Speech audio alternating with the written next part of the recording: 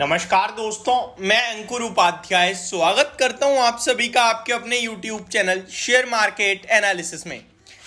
बाजार दिन के निश्चितम स्तर पे आता हुआ दिख रहा है। निफ्टी 22,000 के पास पहुंच गया है, 22,070 के लेवल पे आ गई है निफ्टी आपके लिए।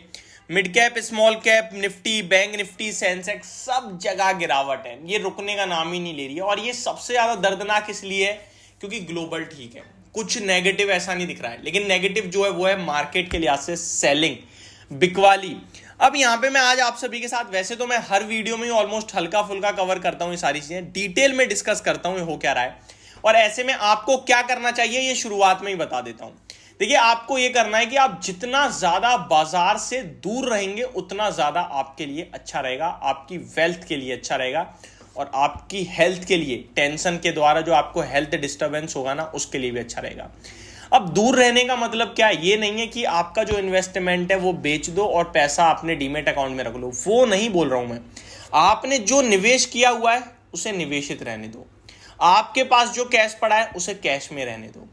आपने अगर कोई ट्रेडिंग पोजीशन बना रखी है तो उसे स्टॉप लॉस पे काट देना अगर स्टॉप लॉस ट्रिगर हो जाए तो। ये 3 चीजें करनी है बस।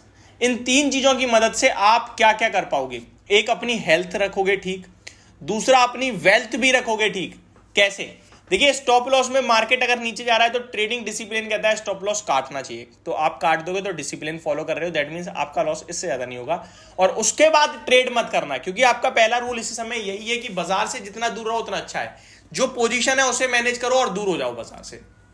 दूसरा, आप एक इन्वेस्टर हो तो आप अपने कैपिटल को इन्वेस्टेड ही रहने दो, क्योंकि इवेंचुअली बाजार को ऊपर ही जाना है। ये जो वॉलेटिलिटी है, जिस तरीके से गिर रहा है इसी रफ्तार से उछलेगा भी। अब वो कब उछलेगा अभी नहीं पता चल रहा, क्योंकि ये रुकने का नाम नहीं ले रही है सेलिंग। तो अभी आप इन्वेस्टमेंट को इन्वेस्टेड रखिए, उसको मत छेड़िए। वो निकालोगे, अगर आप बिकवाली करोगे तो आप भी कंट्रीब्यूट कर रहे हो सेलिंग में, याद रखना, और बाजार को गिराने में। तो अभी आप दूर रहो, वो ज्यादा बेटर है। और अभी बेच दोगे तो खरीदोगे कब? गिरावट में खरीद लेंगे, बहुत गिर जाएगा, बाजार क्रैश होने वाला है, कोई नहीं खरीद पाता गिरावट में, और सेंटीमेंट खराब होते हैं गिरावट में, तो तब तो बिल्कुल हिम्मत नहीं होगी। खरीद हमेशा तेजी में ही पाओगे, याद रखना। तो आप इन्वेस्टेड रहो। और तीसरी बात, अगर आपके पास पैसा है तो पैसा हाथ में रखो, कोई नहीं। जब बॉटम के संकेत आ जाए, जब कोई बाइंग करता दिखे, मार्केट मूव करे ऊपर की तरफ, तब ले लेंगे, तब तक कैश हाथ में रखेंगे। अब ये बाजार क्यों टूट रहा है? मेरा तो भैया एक ही सिद्धांत है, एक ही नियम है कि सारी चीजें कवर करूं। कोई कह रहा है इलेक्शन, कोई कह रहा है वोटिंग, और मैं कह रहा हूं डेटा। डेटा क्या है? डेटा है सेलिंग का। अब देखिए, बिकवाली तो एफआईआईस कंटिन्यू कर रहे हैं, लेकिन उसके सामने डीआईआईस खरीद रहे थे। अब ऐसा हुआ है कि आपके लिए डीआईआईस खरीद भी नहीं पा रहे हैं, प्लस डीआईआईस भी नहीं ले पा रहे हैं और रिटेल कैटेगरी भी नहीं ले पा रही है, जिसकी वजह से बाजार टूट रहा है। अब मैं आपके सामने डेटा रखता हूं। 8 मई को 6,500 करोड़ से ज्यादा कैश मार्केट में सेलिंग, 7 मई को 3,500 करोड़ से ज्यादा की सेलिंग, 3 मई को 2,400 करोड़ की सेलिंग, 2 मई को 964 करोड़ की सेलिंग।